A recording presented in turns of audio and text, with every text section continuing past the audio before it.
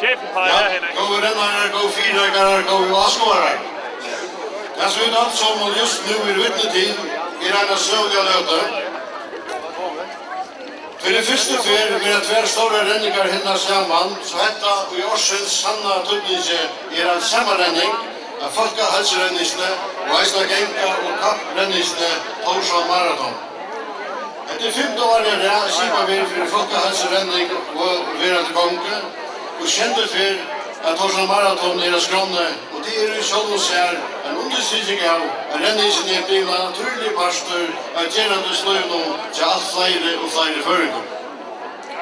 Enda stora mannamikva som här är det stigar blir bo om detta och har skördesyndläge och person i mål så är vi ett felags. Vi renna till vi hålla det vara stottligt och till vi vita att det är hälsogott och gagnligt att renna och gänga. Tanken att det för folkhälsorenningsna för böten och vuxen är det bättre folkhälsorna som föregår och ändamål i reisene få så när folk vi som gör det så hessen hälsobete blir mer könliggjør och för större underdökar.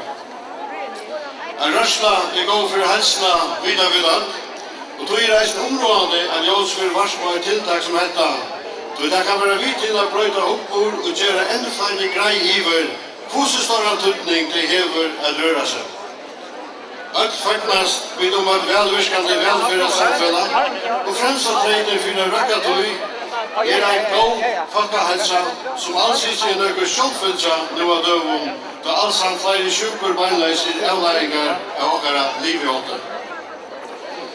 Att jag så gör i laxåläst rättes att folkhälsorenningen och Torshavn Marathon är samma steg och samsondes är det fraligt hosgått och i berget kan vara männande för folkhälsorna och fralse utdrattna i färgen.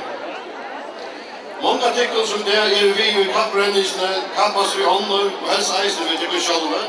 Vi har tid till folkhälsorenningsne och eisne är gång och helst kappas vi tycker själva och annars vill jag tacka ett tag för det goda folkhälsa. Lukas och Näck, vid det är i talen. Lukas Näck och Marta må eisne vara fyrräka sig till hända dagen som hända.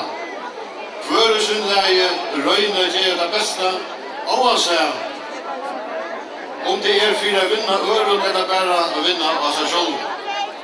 Och för mig, om inte just en tur vill folkhälsorenningen i det, så omkring vi det startskåde till en tur av halven eller hela maratonveien nästa år. Det finns alltså fortsatt på ändamål i så gott som detta är alltid männande. Så borgarsjör i Hövsdalen och Fäcknes ger eisen det stora arbetet dit fyrräkare har lagt i hela dagen och det goda fredags tilltag. Och det är en glädje att sucha att över 2000, nu ser man 3000 att det inte under vi tog och vilja vara vi här i dag. Det är helt fantastiskt. Eisen är det stort att sucha att kvargen var Magna Torshavn Marathon och sanna gester i utlandet som effekter visar hända vägen för renna samman vid tycken och annars njóta att det går samver. So dear guests from abroad, we wish you very welcome to the Faroes. We hope you will have a good experience today and we hope you enjoy the stay in our islands. Vi här som åren vill insätta till ötlund som en goda rennetur och nu färre vi under som sagt en fredagsuppbyggning och så blir renningen skåtet igång. Goda tur att sommarn och tack för att du nödde ha.